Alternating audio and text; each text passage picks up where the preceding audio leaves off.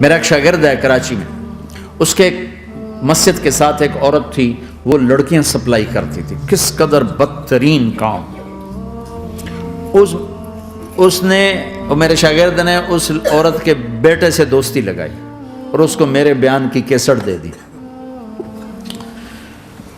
اس نے کہا یہ سن لینا۔ اس نے گھر میں جا کے لگا لی، اس کی ماں کام کرتے ہوئے چلتے پھرتے سن رہی، کانوں میں آواز پڑ رہی۔ تھوڑی دیر کے بعد وہ آ گئی، کہنے لگی مجھے بھی سنا، تو اس نے سنی، پھر کہنے لگی دوبارہ سنا، پھر دوبارہ سنی، پھر کہنے لگی ایک دفعہ اور سنا، پھر ایک دفعہ اور سنی۔ کہنے لگے یہ کون ہے؟ کہ پتہ نہیں کون ہے۔ کہ کس نے دی؟ کہ یہ مولوی صاحب جو مسجد کا اس نے دی۔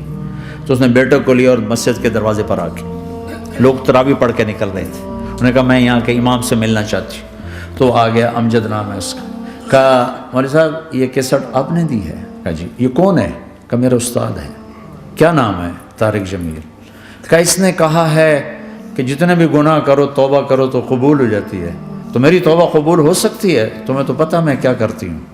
کہا ہاں بی بی توبہ تو سب کی قبول ہے۔ کہ اچھا پھر میں تمہیں گواہ بناتی ہوں، میری توبہ، میری توبہ۔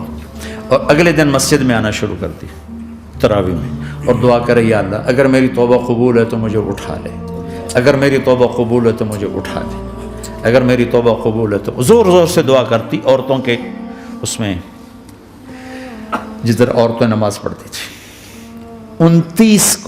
29 کی رات سجدے میں اللہ نے اس کو موت دی تھی۔ ساری زندگی لڑکیاں سپلائی کی اور موت آئی رابعہ بصری جیسی۔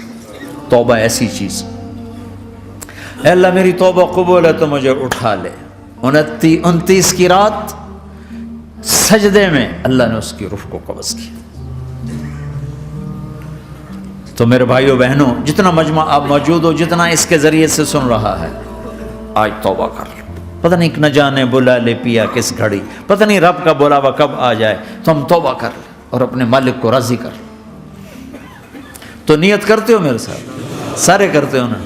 تو کہو یا اللہ میری توبہ، پھر کہو یا اللہ میری توبہ، پھر کہو یا اللہ میری توبہ۔ اللہ کی قسم اگر دل سے کہا ہے سب معاف۔